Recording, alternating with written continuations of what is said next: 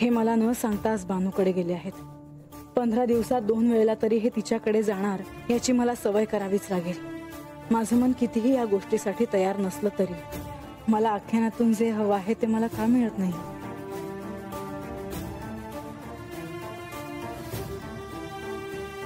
हे तर मला म्हणाले होते की नवरात्रात माझ्या हाती महत्वाचं काहीतरी लागेल म्हणून.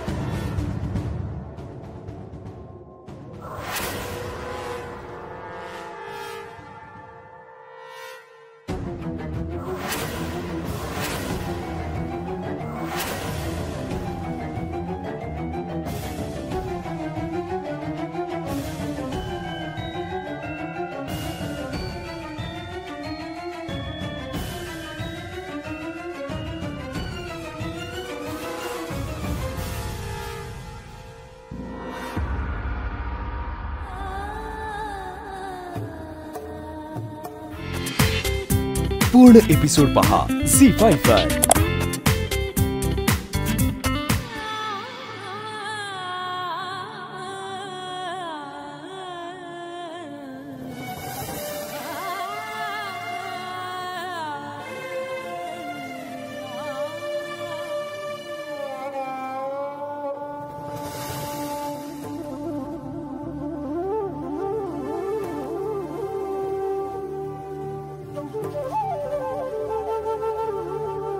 देवी, तुम्ही कधी आलात?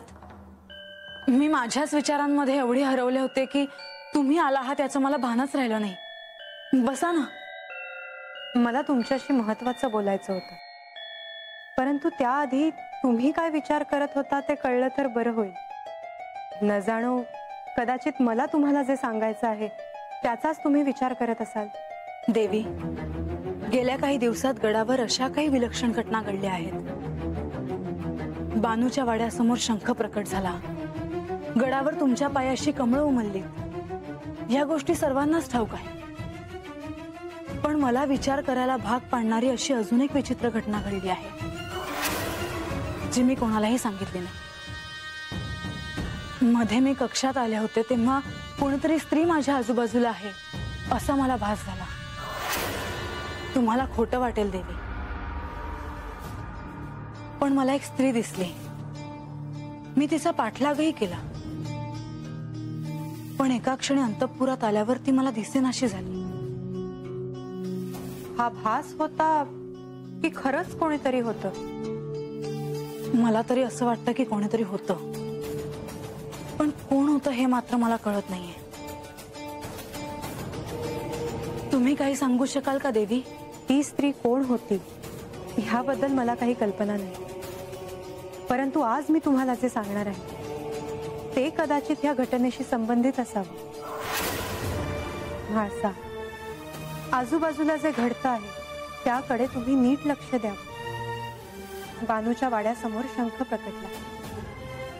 जशी माझ्या कक्षात नकळत कमळ उमलली तशीच ती बानूच्या वाड्यात देखील उमलली होती हे कदाचित तुम्हाला ठाऊक नसावं. तसंच गडावर तुम्हाला ती स्त्री दिसल्याचा भास झाला. ह्या साऱ्या घटनांचा तर्क तुम्ही लावायला हवा. सत्य काय आहे हे जाणून घेण्यासाठीचे हे संकेत असतील. बाकीच्या घटना ह्या केवळ बानूच्या बाबतीत घडल्या, म्हणून रागाच्या भरात तुम्ही त्याकडे दुर्लक्ष करू नये.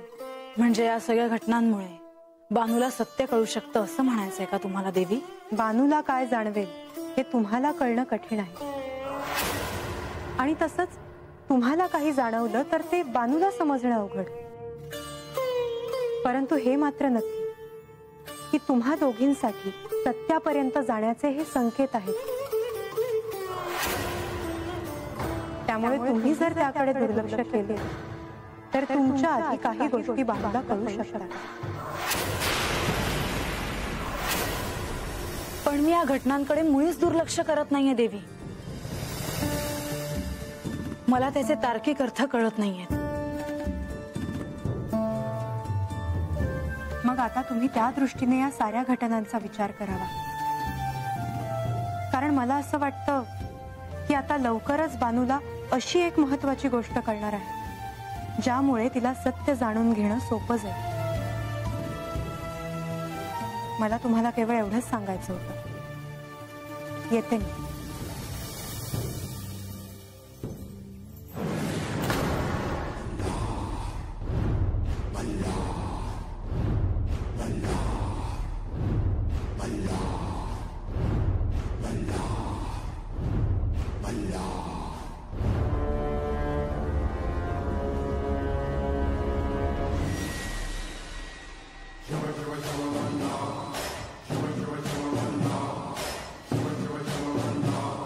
मासा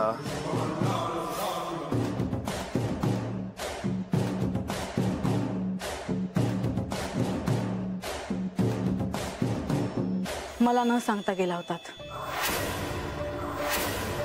याआधी मी बानूकडे गेलो होतो, पण मला लगेच परतावं लागलं. हे देवी, सर्व यज्ञांमध्ये जिच्या नामोच्चाराने संपूर्ण देवसमूह तृप्त होतो अशी ती स्वाहा तूच आहेस. तसेच पितृसमुदायाच्याही तृप्तीला तू कारण आहेस, म्हणूनच लोक तुला स्वधा म्हणून ओळखतात. अशी तू सर्वश्रेष्ठ देवी भगवती ब्रह्मविद्या आहेस.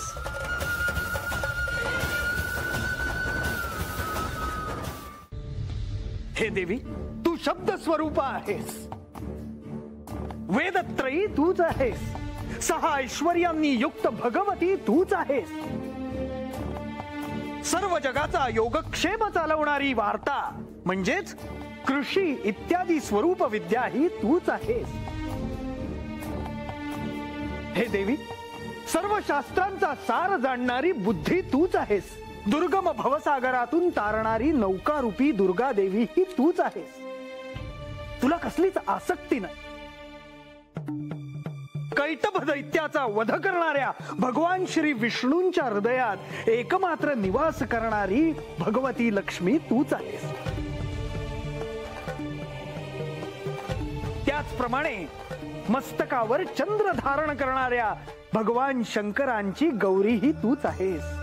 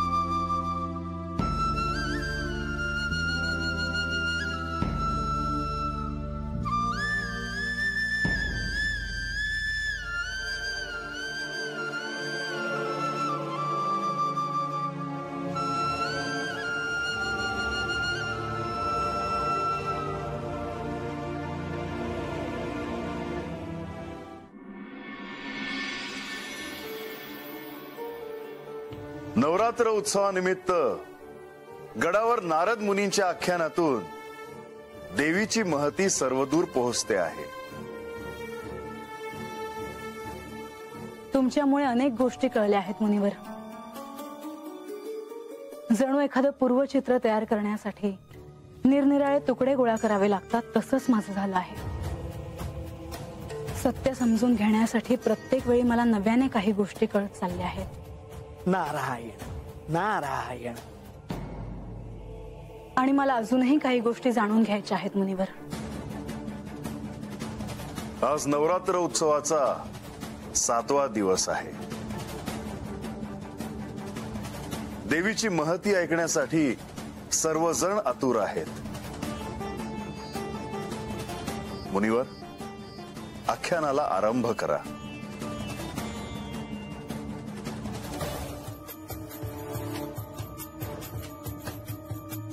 बानूला हेगडी प्रधान आणि लक्ष्मी देवींबद्दल सत्य काय आहे ते कळावं म्हणून मी काय केलं नाही. श्री विष्णू आणि श्री लक्ष्मी देवी यांच्या प्रिय सुचिन्हाची तिची ओळख करून दिली. पण अजूनही बानूला सत्यापर्यंत पोचता आलं नाही.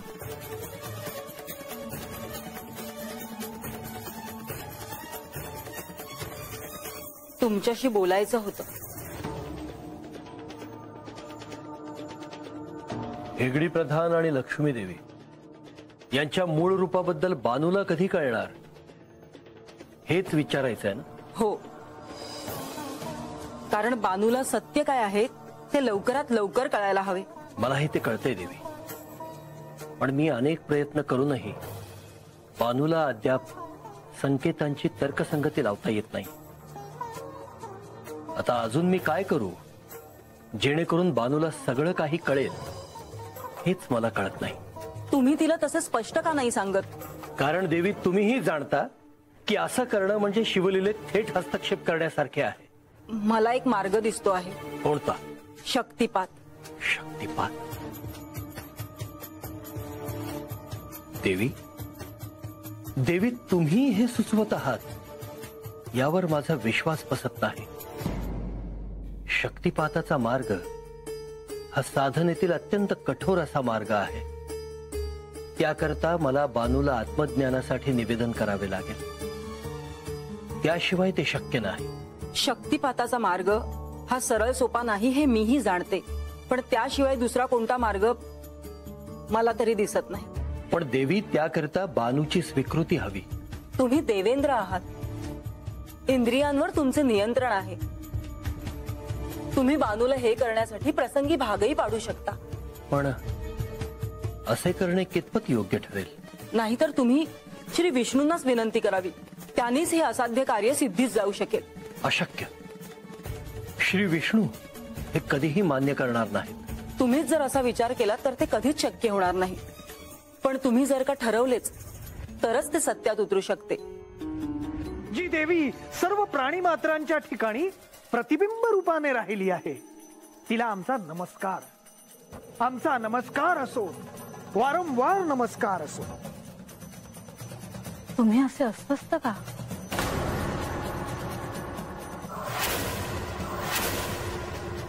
काही नाही. नारायण नारायण.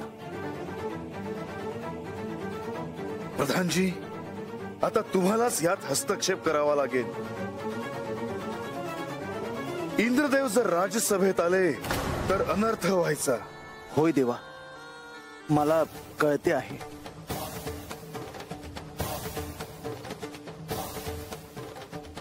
नक्कीच काहीतरी घडलं आहे, पण काय ते तुम्ही मला सांगत नाही आहात. काही नाही झालंय माझं. तू शांत हो. मुनिवर, आख्यानाला प्रारंभ करा. जशी आपली इच्छा देवा.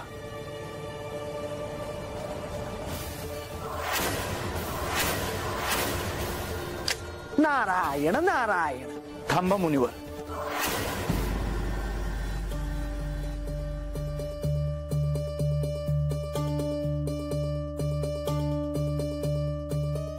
देवा, आख्यान थांबलंच आहे तर मला काही सांगायचं आहे.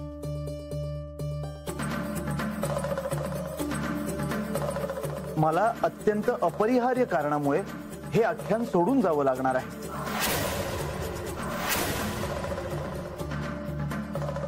माझ्यावरील दायित्वाची मला जाणीव आहे, परंतु आता ह्या क्षणी हे कार्य पार पाडणं अनिवार्य आहे देवा.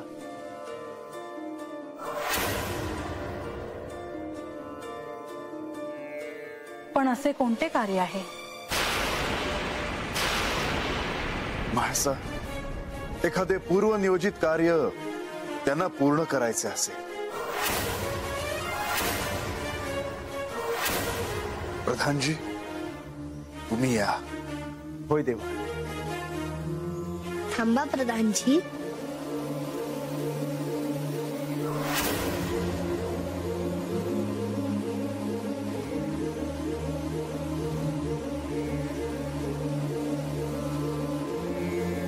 तुमची इच्छा असेल तर मी देखील तुमच्या बरोबर येतो.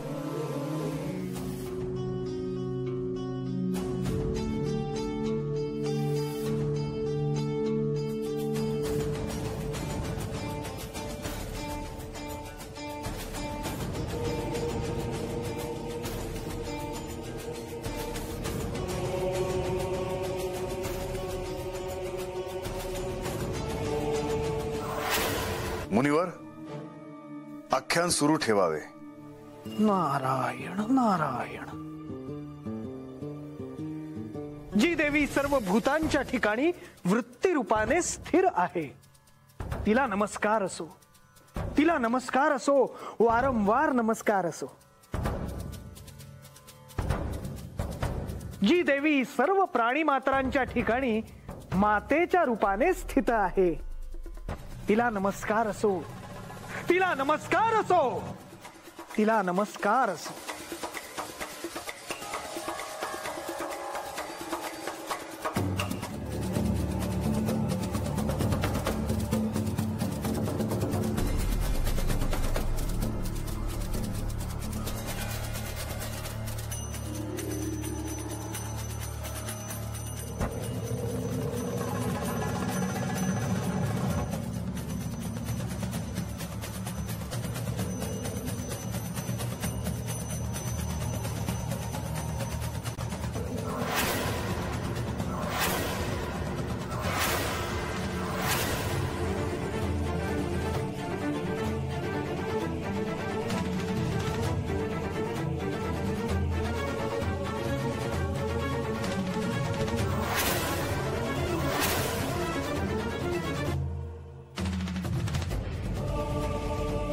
प्रणाम प्रभु.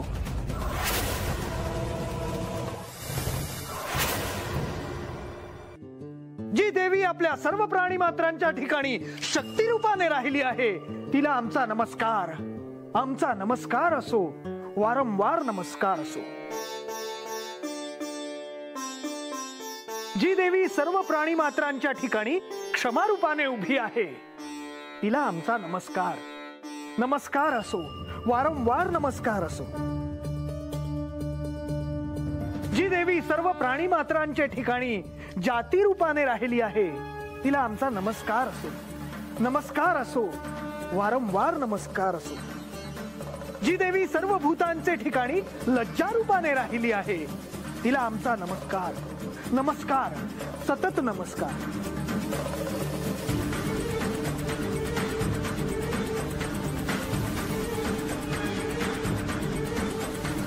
या नवरात्रोत्सवानिमित्त देवींचे दर्शन घडले, पण प्रत्येक दर्शनाच्या वेळी त्या देवतेची शक्ती जणू काही माझ्या आंतरिक शक्तीशी जोडली आहे असं मला वाटतंय. असं का वाटत असावं मला? माझा आणि या साऱ्या शक्तिरूपाचा काय ऋणानुबंध असेल? देवेंद्रांना थेट सहाय्य करायला मी नकार दिला आहे, परंतु बानूला काही गोष्टी मात्र मी सांगू शकतो, तिला संकेत देऊ शकतो. नारायण नारायण. आज लय उशीर नाही झाला ना? अगं लय उशीर झालाय. हा चला लवकर, वाड्यावर जाय पण तुला अंधार व्हायचा. चला चला. आणि मला तर त्याच्या बी मोहरपाक गावात जायचं आहे. होय ना? मग चल की बिगी बिगी, उचल की पावलं.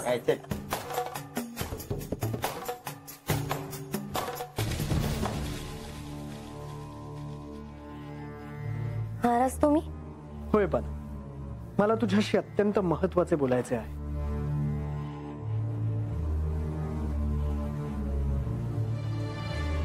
परंतु मी ते तुझ्याशी एकांतात बोलेन. अहो पर हे माझ्या संग वाड्यावर येणार आहे ती. तुझ्या सोबत नाही बन, तू एकटीच जाणार आहे. मी नाही समजले महाराज. ते मी सांगेन, परंतु आधी तुला अजामिळेला पुढे जायला सांगायला लागेल. तुम्ही समदेवा मोर, मी येते नंतरच्या. अरे पण असं काय काम आहे? अरे महाराजांसंग बोलायचं आहे मला. मी इथे आले होते तो दिवस मला अजूनही आठवतो. म्हाळसाच्या विवाहाच्या आधी मी इथे आले होते ती तुमची पत्नी म्हणून. श्री खंडेराय, तुम्ही आणि नारद मुनी यांच्या व्यतिरिक्त कुणालाही ठाऊक नव्हतं मी कोण आहे ते. परंतु आज तो क्षण आला आहे. तुम्ही साक्षात श्री विष्णू आहात आणि तुम्ही महालक्ष्मी आहात हे बाणाईला कळणार.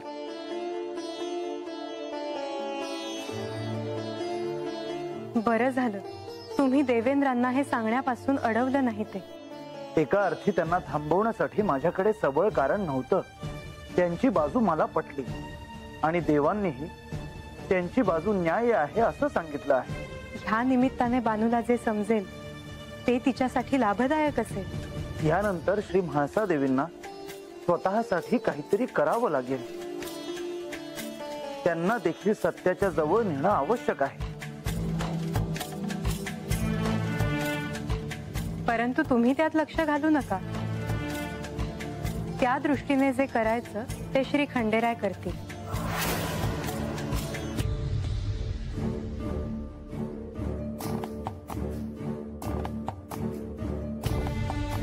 परंतु असं का? कारण मी तुम्हाला मगाशीच सांगितलं, नवरात्रोत्सव संपताच आपण इथून जाणार आहोत. त्यामुळे तुम्ही इथे नसालच. देवी, श्री म्हाळसा देवींना आपण काय सांगणार आहात? आपण स्वगृही जात आहोत म्हणून. हा निर्णय घेताना थोडी घाई नाही का होत आहे? मला ठाऊकच होतं ह्या जेजुरीतून निघताना तुमचं पाऊल जड होणार. परंतु मी काय म्हणतो, नाही, मी माझा निर्णय बदलणार नाही.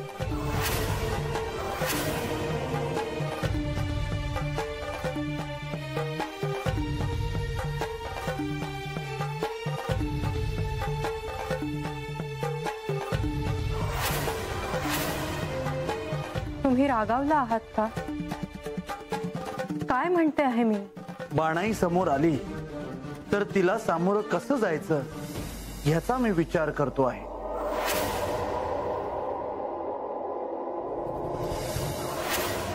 बानू, आज मी तुला तुझ्या वाड्यावर भेटायला येणार नाही. मला तुला एकांतात भेटायचे आहे. या जेजुरी गडावर हे जे चांदणं पसरलं आहे त्या चांदण्याच्या प्रकाशात ग्रह नक्षत्रांच्या साक्षीनं मी तुला अत्यंत महत्वाचं काही सांगणार आहे. माझ्या भात्यातले सगळे बाण आज मी बाहेर काढणार आहे. बानू, तू इथं ये. इथं ये बानू.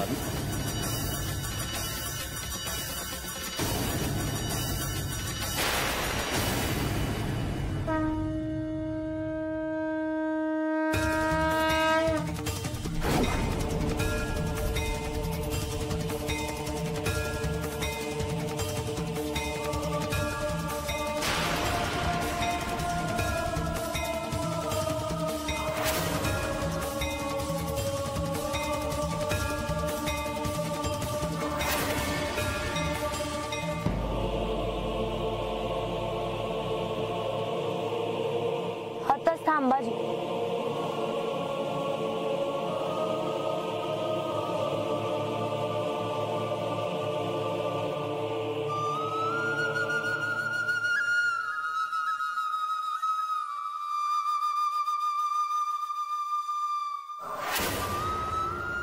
तुम्ही हतनच गडावर माघारी जा.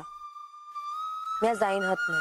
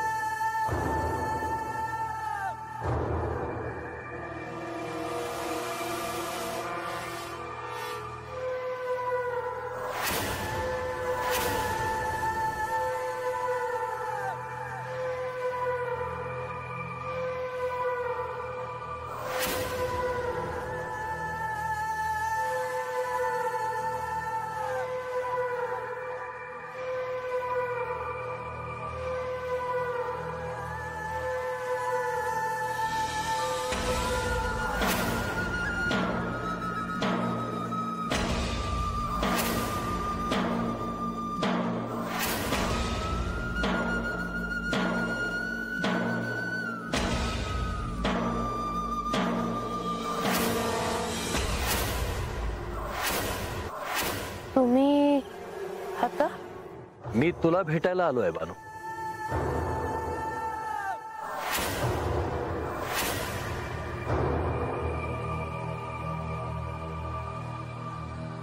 मग वाड्यावर यायचं ना जी.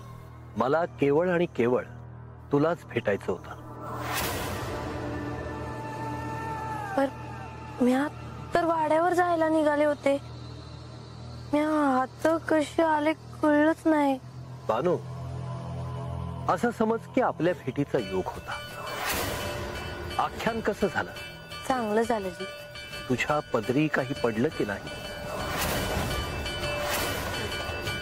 वयजी, महाराज सांगत होते का देवीचे किती रूप असतात, कशी असतात, समद देव त्यांचं कौतिक कसं करतात. बानू, तुझ्या ध्येय प्राप्तीसाठी तुझ्या हाती काही गवसलं की नाही?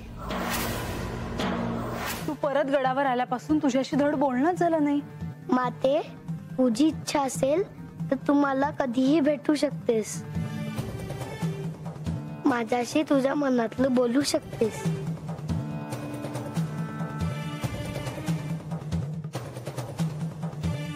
खरं तर मला तुझ्याशीच बोलायचं होतं. आख्यानात माझ्या शंकेचं निरसन व्हावं असं मला वाटत होतं, पण मी कसं विसरले मला ठाऊक नाही. तुम्हाला कधीही शंका विचारू शकतेस माते. गणेश, ही गोष्ट केवळ मी लक्ष्मीदेवींना सांगितली आहे. कोणती? गडावर रात्रीच्या प्रहरी मला एक स्त्री दिसली होती.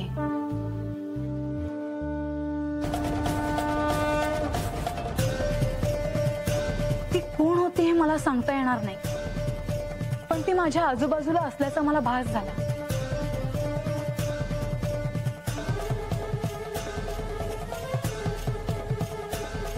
आता तो भास होता की नाही हे मला ठाऊक नाही. तो भास नव्हता.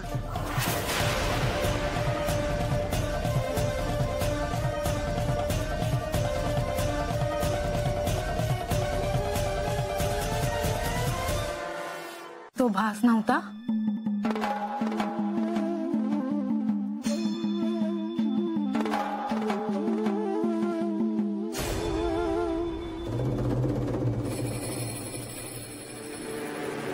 मग कोण होती ती स्त्री? ते मी तुला सांगणार नाही. पूर्ण एपिसोड पहा झी5 वर.